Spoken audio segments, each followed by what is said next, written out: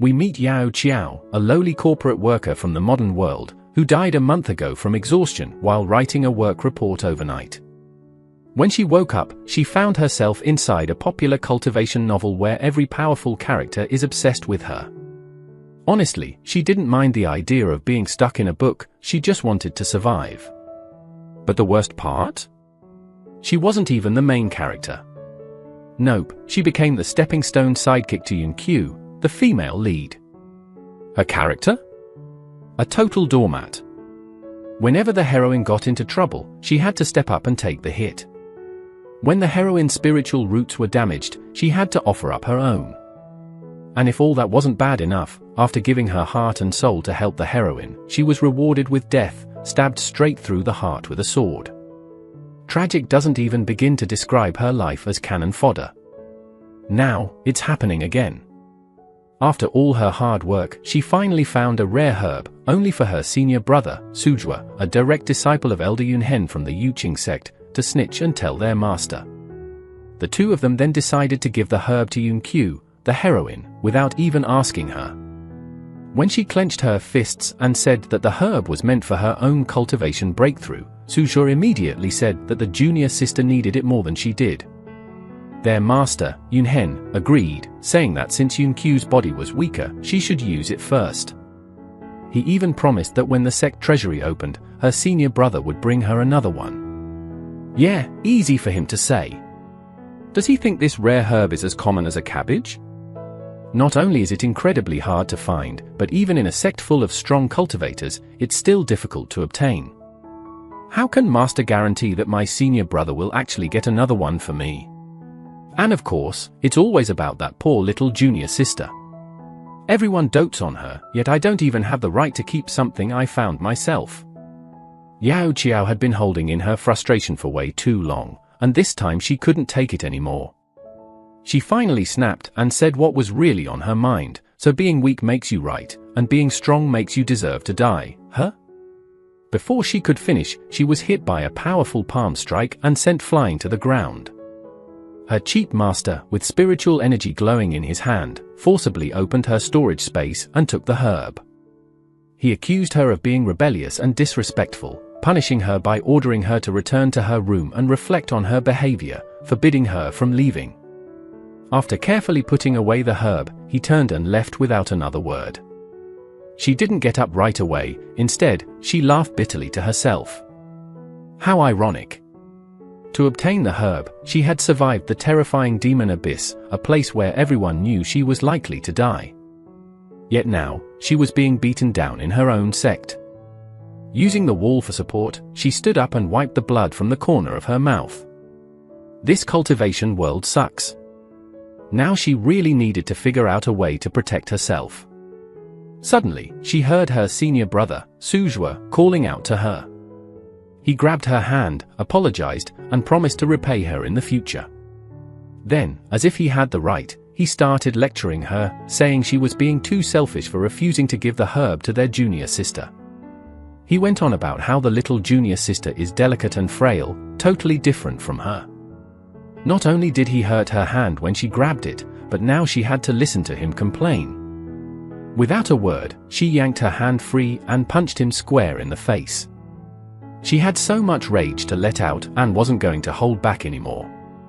So just because Yun-Q needs something, you guys think you can just take it from me? And what, the Yuqing sect only got this far by stealing? Suzhua just stared at her in confusion, like he couldn't understand why she was acting out. He thought she was being unreasonable, but she didn't care to explain herself anymore. She was done. With a dismissive wave, she told him to go find his sweet, delicate junior sister and stop worrying about someone as heartless and irrational as her. She made a vow in her heart, from now on, she had nothing to do with the Yuqing sect anymore. That role of a useless side character? Whoever wants it can have it. She's done. Looking at the time, it was about to be the start of her new life, so she might as well get away from these idiots early.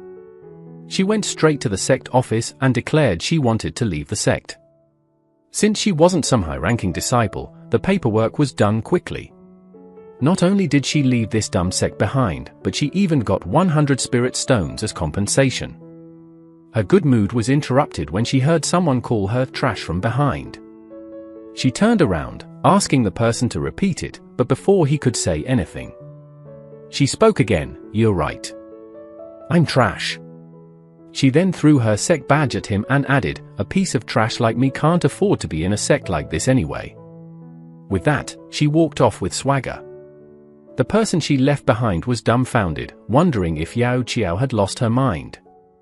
Not only did she leave easily, but she even pocketed that 100 spirit stone payout. Feeling good, she made her way to Cloud City. The bustling marketplace greeted her with the scent of delicious buns, and the shouts of a vendor calling her to try them out. Her stomach growled, reminding her she was starving. She went up to the bun stall and asked the owner how much for a bun. He smiled and held up 3 fingers, saying, 3 mid-grade spirit stones for 1 bun.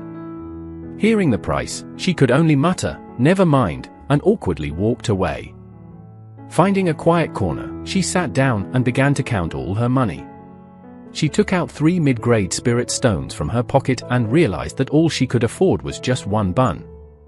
She sighed at how ridiculously expensive things were in Cloud City. With just 100 spirit stones, it wouldn't get her very far. Now she understood why the original owner of this body was always broke and had to rely on the sect. She was officially broke too. The only option left was to find a way to make money. How could she do that? She looked at 2 nearby shops, one selling talismans, the other selling potions. It hit her, the most profitable jobs around were making talismans and refining potions. The original owner of this body was a sword cultivator, not a talisman maker, and she had never drawn one before. But with her photographic memory, maybe she could try recreating the talismans from this novel. She checked into an inn and in her room, she started drawing from memory. After a few strokes, she had finished her first talisman. Holding it up, she felt a sense of pride. Was this success? Could drawing talismans really be this easy? She couldn't believe she nailed it on the first try. But then, she felt a trickle of blood from her nose. Wiping it off, she realized that making talismans wasn't something just anyone could do, especially someone as weak as Yao Qiao.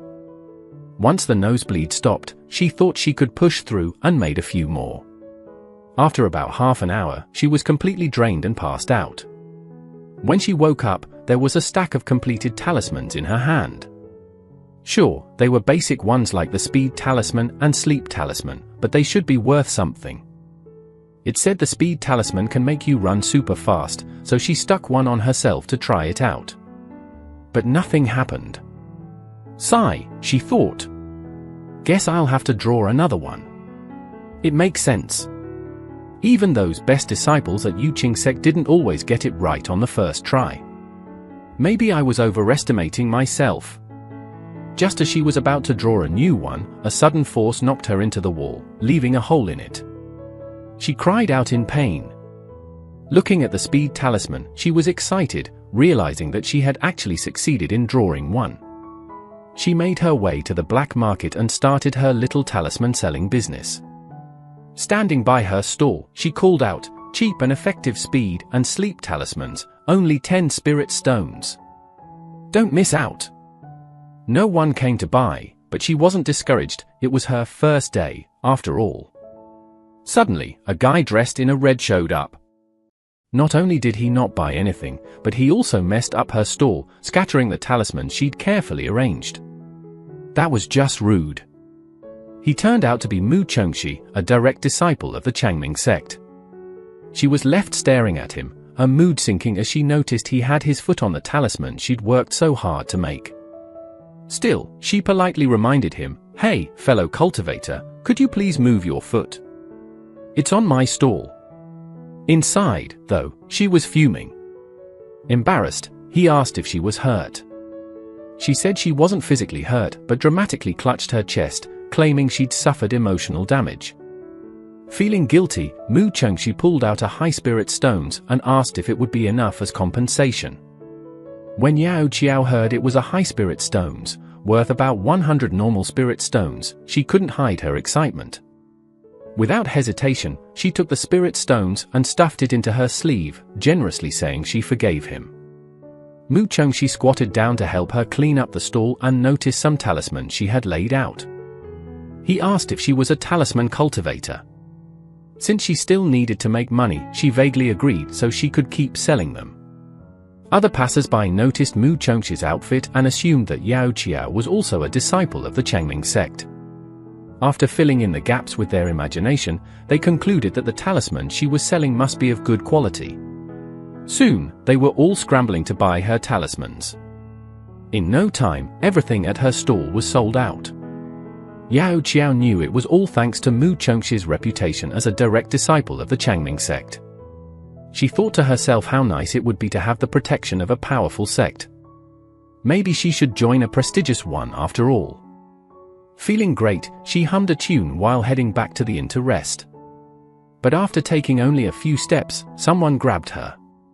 She turned around and saw that it was Mu Chongxi again. She wondered why he hadn't left yet and if something was wrong.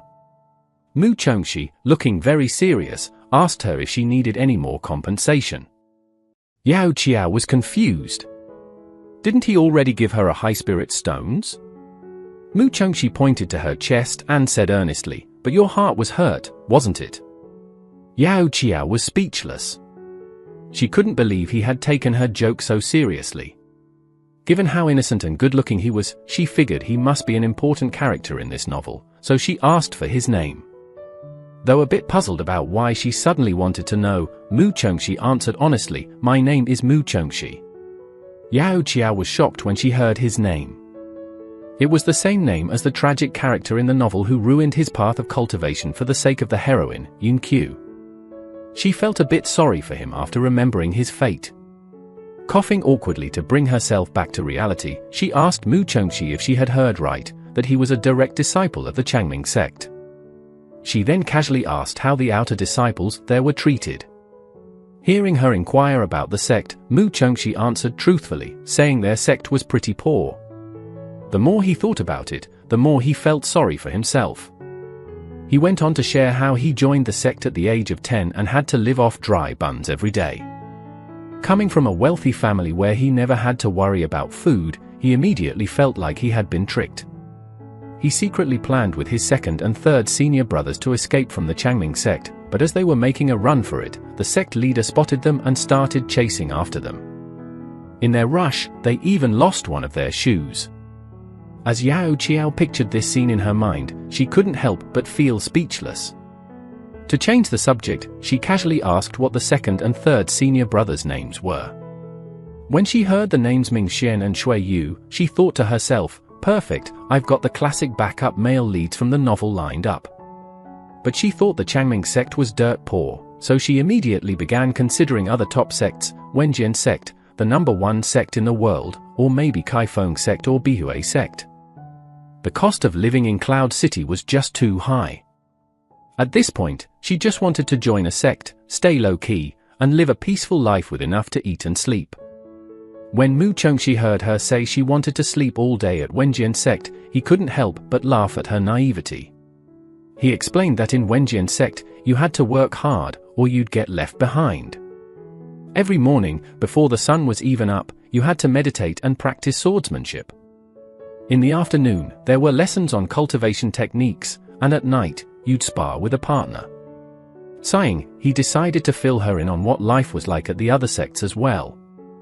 Then he brought up Kaifeng sect, saying it was full of people who were obsessed with appearances. They had this strict rule that ugly people weren't allowed in. After giving her a once-over, he concluded, "You're not bad-looking, but Kaifeng sect only accepts male disciples." Confused, she asked, "Wait, are they seriously discriminating based on gender?" He shook his head, explaining that it wasn't about discrimination, the sect's cultivation techniques just weren't suited for women. When he mentioned Bihue sect, he added that their disciples mostly trained solo and didn't even need to eat, they just lived off special cultivation pills. Hearing all this about the top 3 sects she had been interested in, she realized the cultivation world was way more complicated than she thought. Joining a sect was no easy task. Just as she was feeling down, he mentioned, "Honestly, though, Changming Sect has the best food. Every meal comes with at least 5 steamed buns." When she realized that there were such good perks, she immediately decided to join them, even coming up with a solid reason for it. Of course, it wasn't because of the buns, she just loved the chaotic, lively atmosphere of the sect, where something crazy was always happening. She quickly asked when she could sign up.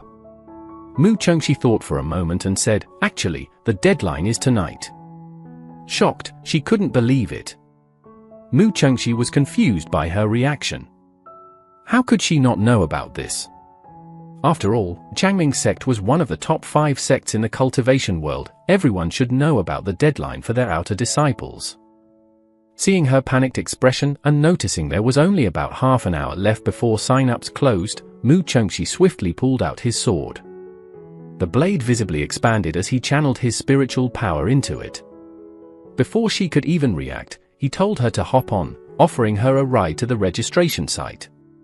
She flashed him a bright smile, sincerely thanking him and praising him for being the most reliable person she'd met.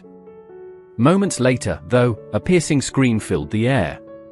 It was her first time standing on a flying sword, and she didn't realize until then that she was terrified of heights. The sword zoomed forward at high speed, and she became more and more terrified, gripping Mu Chengxi's hair tightly. It hurt him so much that he couldn't take it anymore and had to ask her to stop pulling on his hair. When he turned to remind her, he didn't notice there was a ship in front of them. Both sides were moving fast, and before Mu Chengxi could react to the warning, they were already close to the ship. At the Changming Sect, a large banner with the words "Recruiting New Members" flapped in the wind. Today was the day for outer disciple recruitment, and even though it was almost over, the place was still packed with people. Direct disciple Shui Yu was accompanying Elder Zhao at the registration booth, looking for talented disciples. As he glanced at the crowd, he thought about how their sect had ranked at the bottom for the past 100 years, unable to keep up with resources. He said bluntly to Elder Zhao, "Anyone with even slightly decent talent this year has probably gone to other sects." Elder Zhao stroked his beard and sighed. He was well aware of the situation, but they still had to try their luck. Who knows, maybe they'd find some gifted individuals. Then Elder Zhao suddenly realized he hadn't seen Mu Chengxi and asked where he was. At the mention of that troublemaker, both of them looked helpless. Shui Yu guessed he was probably off playing again. All Elder Zhao could do was scold him for being irresponsible all day long. Thinking about the lazy direct disciples, Elder Zhao knew better than to count on them to win next year's competition. He might as well hope for some miracle talent to fall from the sky. Elder Zhao kept looking up at the sky, and Shui Yu curiously followed his gaze. To his surprise, he actually saw something falling. As screams and shouts to get out of the way rang out, a heavy object crashed down onto the ground. Elder Zhao and Shui Yu were both stunned by what just happened, and the crowd was buzzing with curiosity, trying to figure out what could have made such a big crater in the ground. Amid the flying dust, Mu Chengxi and Yao Qiao made their grand entrance. Mu Chengxi was super excited, especially about his cool landing pose, which he had even given a name, the Golden Rooster Stance. Yao Qiao, of course, immediately hyped him up for it. Seeing the huge crater they left in the plaza and how proud they were of themselves, Elder Zhao was furious and demanded if they knew how expensive it was to fix the ground. Realizing it was their fault, Yao Qiao sheepishly offered to help fill the hole. But Mu Chengxi casually patted her on the shoulder and said, "Don't worry about it. It's just a hole, no big deal." Elder Zhao is definitely not a petty person. Hearing this, Elder Zhao became even angrier at Mu Chengxi's carefree attitude. He was so mad that he almost felt like spitting blood. Ignoring Mu Chengxi, he turned to the unfamiliar girl and asked who she was. The girl, looking totally sincere, introduced herself as Yao Qiao and said she wanted to join the Changming Sect. Elder Zhao was convinced that Yao Qiao had teamed up with Mu Chengxi just to annoy him to death. Meanwhile, the outer disciples who had witnessed the scene were thinking this new girl was bold. With thousands of new disciples in the outer sect, Yao Qiao had already made herself memorable on her first day, even getting Elder Zhao so worked up. Shui Yu, who was trying to calm Elder Zhao down, thought to himself, Where did this girl come from? She's really lively. Turns out, while flying with Yao Qiao towards the Changming sect, Mu Chengxi hadn't noticed a flying ship ahead and crashed right into it, sending both of them plummeting to the ground and leaving a giant crater behind. After dusting themselves off, the two made their grand debut. Seeing that Elder Zhao wasn't going to say anything, Shui Yu stepped up and said, "Yao Qiao, here's your nameplate." He handed over a nameplate with Yao Qiao's name on it and told her to keep it safe because there would be a talent assessment in a month. Yao Qiao happily accepted it and introduced herself to Shui Yu. It turned out that Shui Yu was one of the personal disciples of Changming sect, exactly the nice guy side character she remembered from the novel. As Yao Qiao examined him closely, she thought, yeah, he totally looks like a good guy. While Shui Yu, now officially deemed a good guy, was trying to communicate with his junior brother using just eye contact, it was clear from his expression that his junior brother had no idea what he meant. Left with no choice, Shui Yu directly asked his junior brother, "Where did you pick up this disciple?" Mu Chengxi scratched her head and answered, "Oh, I ran into her at the black market. She mentioned wanting to join the Changming sect, so I just brought her along." Shui Yu was exasperated by how naive her junior brother was. He clenched his fist and quietly warned, "Be careful not to let people take advantage of you. Look at her, her whole outfit screams innocent." But instead of appreciating his concern, Mu Chengxi's response was, "You're only suspicious because you're seeing the world through your own shady lens. Forget it. I give up." Shui Yu thought, annoyed by his cluelessness. Yao Qiao, sensing the sudden tension between the two brothers, decided to break the awkward silence. She bowed to Mu Chengxi and sincerely thanked him for bringing her to the Changming sect. Shui Yu saw this and thought, here we go. As expected, she's already trying to get on Mu Chengxi's good side. But then, Yao Qiao's next words totally caught his off guard. "I won't say thank you for such a big favor. I'll just take my leave now, Senior Mu. See you again." Mu Chengxi, quick as a flash, grabbed Yao Qiao's arm just as she was about to leave and said, "Wait, before you go." Seeing Yao Qiao look at him in confusion, Mu Chengxi felt a bit embarrassed, but finally asked, "Didn't you just earn some money at the black market earlier?" Seeing how poor she was, Mu Chengxi generously offered to split the money they made, 70 to 30, with Yao Qiao getting the larger share. Yet, it seemed like even a 30% cut was too much for his junior sister to give up. Unbelievable. A personal disciple of the Changming sect fighting over a measly portion of snacks? He decided to compromise and try for an 80 to 20 split instead. But before he could even finish speaking, Yao Qiao held her storage pouch tight and insisted, "It's not about sharing money, it's a matter of survival." Mu Chengxi was left speechless. He was about to let it go, when Yao Qiao, without missing a beat, said, "Oh, if you're not taking any, then I guess I'll keep it all. Good fortune like this is hard to come by, you know." Both brothers were stunned by how shameless she was. Shui Yu thought to herself, anyone else in her position would be embarrassed by now, but this girl really doesn't have any sense of shame. Guess I misjudged her. He had initially assumed that Yao Qiao, like others, was just trying to cozy up to his gullible junior brother, but clearly, that wasn't the case. Seeing that Mu Chengxi no longer wanted to share, Yao Qiao quickly made her exit, worried he might change his mind if she stuck around too long. Yao Qiao soon reached the living quarters of the Changming sect's outer disciples. As she walked past, she could hear them whispering and pointing at her, saying all kinds of things like, "That's the girl who just joined and already left a huge crater in the courtyard," or "Wow, she's already caught the attention of the elders." One even said loudly, "She's just doing it for the attention." But Yao Qiao didn't feel embarrassed at all. She just strolled by as if she owned the place, completely unfazed by their remarks. Seeing her so calm and confident, the other disciples couldn't help but think, "Man, this girl's got some serious nerve."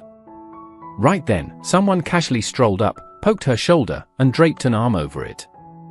"Hey, did you know Mu Chengxi before?" he asked, acting all buddy-buddy. He heard Yao Qiao casually say that the two of them just happened to cross paths. It made sense. After all, why would an elite disciple of the main sect hang around with mere outer disciples like her? Warming up, the guy introduced himself as Du Chun, a sword star practitioner. Yao Qiao also introduced herself, mentioning she was an orphan. Du Chun thought to himself, this girl really knows how to kill a conversation. Quickly changing the topic, he said, we've got morning classes tomorrow. Wanna head there together? Yao Qiao thought for a second. She was new here and didn't know anyone, so having someone to go with sounded like a good idea. She readily agreed. The next day, they gathered at the Changming Sect's plaza for the lesson. There was an instructor specifically for the outer disciples, teaching the Qingfeng sword technique. The lesson was so boring that Yao Qiao could barely keep her eyes open and eventually nodded off. She regretted staying up all night sketching a portrait. She glanced down at the sword manual in her hand and sighed. This cultivation world really doesn't mess around. No adjustment period at all, straight to lessons. She glanced around and saw the other disciples practicing their sword techniques. Some were trying to mimic moves while reading from their manuals. Why do all their moves look so sloppy and uncoordinated, she thought. Yao Qiao settled in, focusing on the manual's sword techniques. Suddenly, vivid images of someone gracefully performing the technique started playing in her mind. The more she read, the more absorbed she became, the lifeless text coming alive as animated demonstrations in her head. She was so mesmerized that she didn't even notice someone tapping her shoulder. It was Du Chun, checking in after seeing Yao Qiao standing there like a statue for nearly an hour. Did you get it? Du Chun asked. Snapping back to reality, Yao Qiao realized the images had disappeared. She shook her head. I think I understand it, but I haven't actually tried it yet. She didn't dare claim she'd mastered the technique after just reading it once. I'll try it out later and see, she thought. Du Chun had no idea what Yao Qiao was really thinking and just saw her shaking her head. He smiled and tried to encourage her, saying, don't worry, it's only been an afternoon. There's no way you'd master the Qingfeng sword technique that quickly. Besides, it's better to stay low-key here in the outer sect, especially when some of the other disciples come from influential families. Yao Qiao appreciated his reminder and thanked him, thinking to herself, yeah, he's right. It's better to keep a low profile, otherwise, I'll just become a target. Being average isn't so bad. I only want to get through my time in the outer sect peacefully, anyway. Just then, their lesson ended, and it was time to head to the cafeteria for a meal. When she heard cafeteria, Yao Qiao immediately searched her memory for information about it. But before she could get far, she heard someone calling her name from behind. She turned around and was surprised to see Mu Chengxi. Yao Qiao noticed that Mu Chengxi seemed really enthusiastic and even offered to show her around. Noticing the sword he carried, Yao Qiao curiously asked, "Is that your personal sword?" Yao Qiao was thinking about how unique the materials used for swords in the cultivation world were. Even the most basic black iron swords were pretty impressive. So, what would a finely crafted spirit sword be like? Mu Chengxi didn't mind her curiosity and proudly introduced his sword. "This is my personal sword, the Chaoshi sword. It's ranked 3rd on the spirit sword list and was a gift from my master." When Yao Qiao said she wanted to touch the Chaoshi sword, Mu Chengxi tightly gripped the hilt.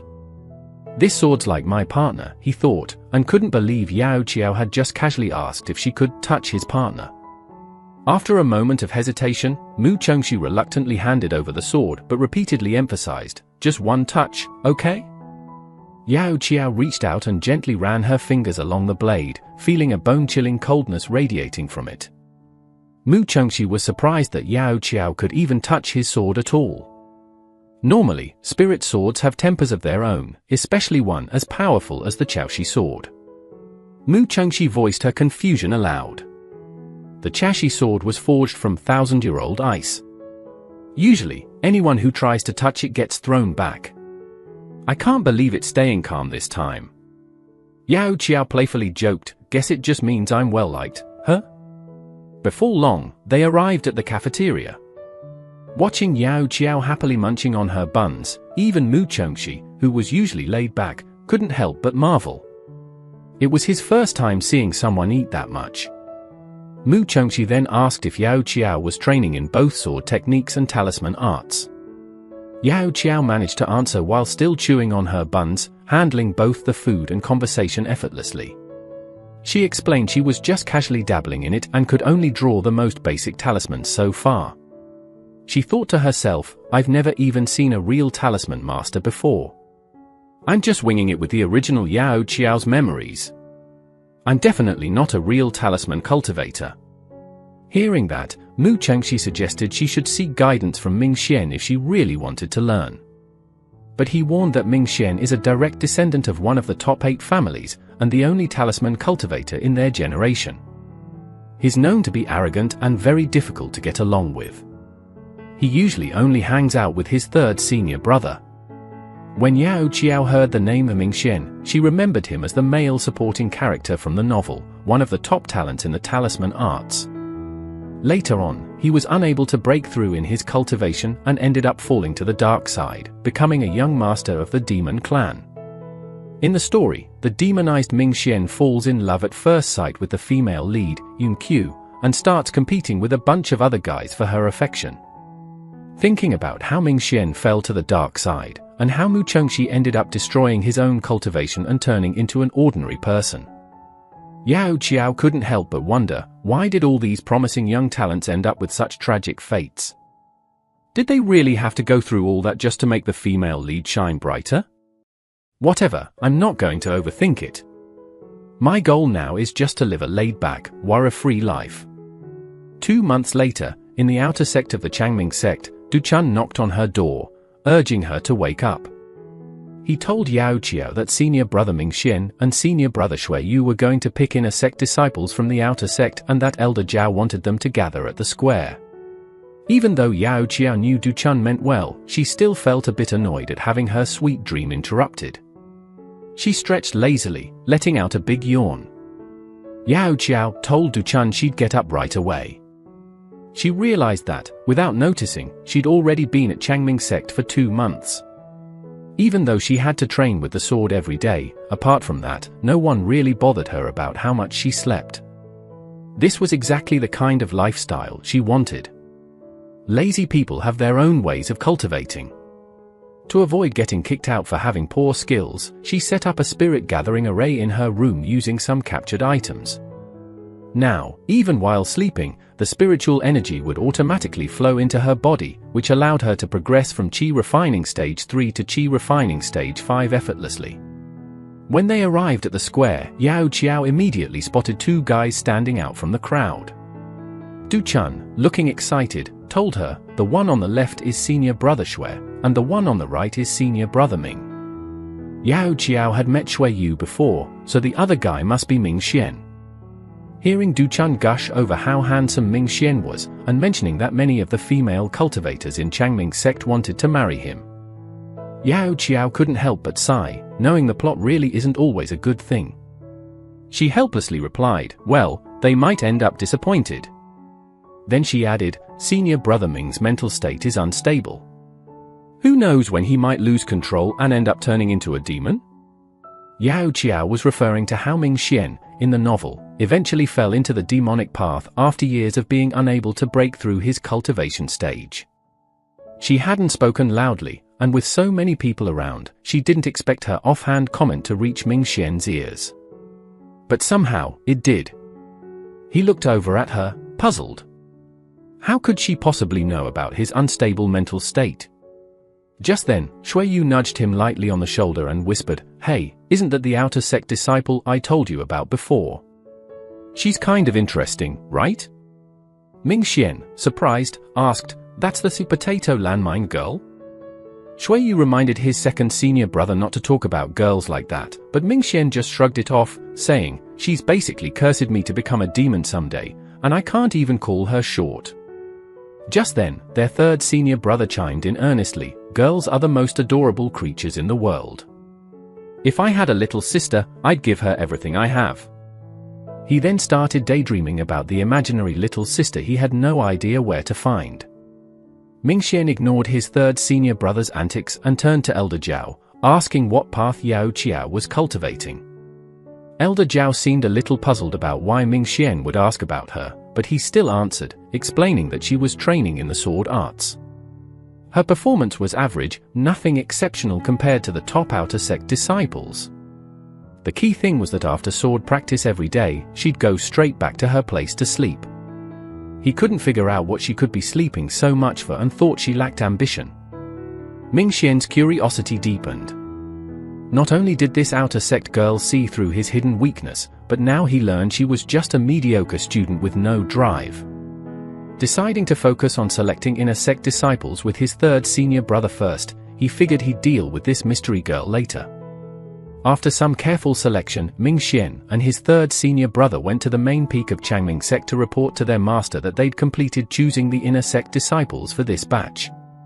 Sect Master Qin Fan didn't directly address them. Instead, he paced back and forth in front of them, sighing. I heard the Yuqing sect recently picked up a top-tier water spirit root disciple. Yunhen brought him back from the mortal world. Do you know how rare water spirit roots of this quality are? And yet, Yuqing sect managed to snatch him up first. Look at you two. When will you finally bring some honor to this sect? The two disciples stood there, appearing obedient and listening to their master's lecture. But in reality, it was going in one ear and out the other. Sect Master Qin thought to himself, Changming Sect isn't lacking in talent, but every year we lose face in the sect competitions to other sects. Then he remembered his personal disciples, Mu Chongxi and Ming Xian, who couldn't even get along with each other and were constantly fighting. They're a headache. And my first disciple, Zhu Xingyun, the one with the highest cultivation, always looks like he's on the brink of death, as if he might leave this world at any moment. Sigh. At least Shui Yu is somewhat normal. Today was shaping up to be quite the eventful day. Mu Chongxi's cheerful voice snapped Sect Master Qin back to reality. He asked brightly, Master, is there something you need? Seeing his youngest disciple only made Sect Master Qin more frustrated. Pointing an accusing finger at him, he shouted, You little brat. Can't you cause me a little less trouble? Running down the mountain every day with that outer sect disciple Yao Qiao. What's down there, your mom and dad? Hearing his master scold him right off the bat, Mu Chongxi felt incredibly wronged and spoke up defensively, Nobody else is willing to hang out with me besides Yao Qiao. Look at Ming Xian and Shui Yu over there, they're always sticking together like two peas in a pod. He then turned and complained to his master, Senior Brother Zhu is never around, and everyone in both the inner and outer sects avoids me because I'm one of your personal disciples. Only Yao Qiao's willing to keep me company. The more Mu Chongxi talked, the more he started to feel pitiful, as if he'd really been wronged. Seeing this, Sect Master Qin coughed and decided to change the subject. The reason I called you here today is to ask if you'd like a new junior sister or junior brother. I'm planning to take on another personal disciple. After saying that, he thought to himself, there are only 9 months left until the sect competition, and I still haven't found a suitable disciple to take on. I might as well ask for their opinions. Hearing that their master wanted to take on a new disciple and was even asking for their input, Mu Chongxi was the first to speak up. Of course it has to be a junior sister. All the other sects have junior sisters, but look at us, nothing but a bunch of stinky guys. Even the dull swordsmen over at the Wenjian sect have junior sisters. Ming Xian instinctively retorted, you say that like you're not one of us. Meanwhile, Shui Yu ignored the bickering duo and calmly stated his position, no junior brothers, please. Just look at how annoying Mu Chongxi is. Even the big yellow dog at the gate can't stand him. Not cute at all, Shui Yu concluded firmly. Finally, he shared his main point, I just prefer girls. Sect Master Qin stroked his beard, thinking he made a fair point. After all, he already had 4 male disciples. Maybe it really was time to take on a female disciple. Sect Master Qin then asked his disciples who they thought would make a good choice. There were a few talented candidates from the outer sect this year, and a few promising young girls in the inner sect as well. Without a moment's hesitation, Mu Chongxi immediately recommended Yao Qiao. Even Shui Yu, who's usually more reliable, nodded in agreement. "Master, I think Yao Qiao's a great pick," he said, echoing Mu Chengxi's suggestion. Though he hadn't known why, he had a gut feeling that this new junior sister would liven things up around the sect, and Shui Yu was all about a lively atmosphere. Shui Yu eagerly continued to pitch Yao Qiao's advantages to their master, trying to make his case even stronger. He even turned to his usual partner in crime, Ming Xian, for his opinion. Ming Xian, already curious about this girl, figured that having Yao Qiao as a junior sister would make it easier to keep an eye on her. After a brief moment of thought, he agreed with the others. Seeing that all three of his disciples were rooting for Yao Qiao, Sect Master Qin still felt a bit uneasy. He had heard that Yao Qiao wasn't particularly talented and spent her days lazing around, often dragging Mu Chengxi down the mountain with her. When the master fell silent at the mention of Yao Qiao's name, Mu Chengxi jumped back in and pushed even harder for her. "Come on, master! Our sect's been at the bottom for years. There's no way we're going to find some genius this year. Yao Qiao's just fine, at least she's lively and interesting." Sect Master Qin thought Mu Chengxi's reasoning was a bit strange, but after mulling it over, he had to admit that there was some truth to it. After all, Changming's sect had been dead last for the past century. Who the fifth personal disciple was didn't seem that important anymore. Once Sect Master Qin came to terms with that, he finally let it go and decided not to fight it anymore. Let them be as they are, he thought. We've already given up on competing seriously in this sect, so why stress over it? The night sky was dotted with countless stars, and the outer sect disciples' rooms were brightly lit. Yao Qiao, clueless about the storm brewing around her, yawned and finally climbed into the bed she'd been looking forward to all day. She kicked off her small boots and burrowed into the warm covers, thinking she could finally get some sleep. But her sweet slumber was cut short by a sudden, rapid knocking on her door. A loud voice from outside called out, "Yao Qiao, the sect master wants to see you right away.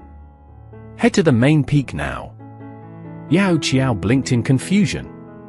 She'd only been in the sect for 2 months and had barely interacted with anyone besides a few outer disciples and elders. So why on earth would the sect master, someone at the very top, want to meet her? She had a bad feeling about this. But no matter what was going on in her mind, she had no choice but to get up and go meet the sect master. Step by step, she trudged up the staircase, feeling absolutely exhausted. I knew this wasn't going to be good news. Couldn't they consider that some of us can't just fly up there? I have to climb all these steps by foot, she grumbled silently. The more she thought about it, the more annoyed she got. To distract herself, she tried to look on the bright side. Well, I guess making this climb up the 900 steps to meet the sect master is kinda like the emperor walking to the throne room every day, right? It's not all bad. With that bit of self-consolation, Yao Qiao finally reached the main peak and spotted the sect master and his 3 beloved disciples waiting for her. She was dead tired, hungry, and still half asleep, but she managed to muster up a greeting. "Hello, sect master." "Hello, senior brothers." Sect Master Qin looked at the little girl in front of him, who seemed barely able to keep her eyes open.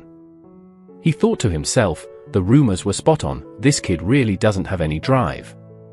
Nighttime is when the spiritual energy is at its peak, and here she is, wasting such precious time sleeping. Putting aside his thoughts, the sect master softened his expression and asked kindly, "Yao Qiao, would you like to become a direct disciple?" Yao Qiao, who had been half awake just a moment ago, was suddenly wide awake. Internally, she was screaming, "What did I do to deserve this? They're going to make me a personal disciple, aren't they?" Sect Master Qin continued, introducing her to the 3 disciples standing nearby. "These are your senior brothers, you've probably seen them around before." Yao Qiao wished she could just pretend she didn't hear anything. Maybe if she acted like this whole conversation never happened, she could get out of it somehow. Seeing Yi Qiao's silence, Sect Master Qin assumed she was just being shy. He glanced at Mu Chengxi and thought, of course she knows him. Just the other day they went down the mountain together. Yi Qiao, still trying to process everything, was in disbelief. So Mu Chengxi is my senior brother now. Meanwhile, Mu Chengxi interpreted her speechlessness as excitement, thinking she was too happy to even speak. Little did he know, her carefree life had just been interrupted by this sudden promotion to a personal disciple. Yi Qiao's miserable expression was being completely misread as shyness and excitement. At this point, Yi Qiao gave up trying to explain. Whatever, let them think what they want, she thought. Sect Master Qin, believing Yi Qiao was overwhelmed with joy, stroked his beard and said, "Yi Qiao, pack up. Starting tomorrow, you'll be moving into the inner courtyard." This was beyond ridiculous, but Yi Qiao knew there was no escaping it now. Resigned, she bowed and replied, "Yes, master." Even her almost teary, frustrated look was misinterpreted as gratitude by Sect Master Qin. She may not be the most talented, but at least she knows how to appreciate this opportunity, he thought.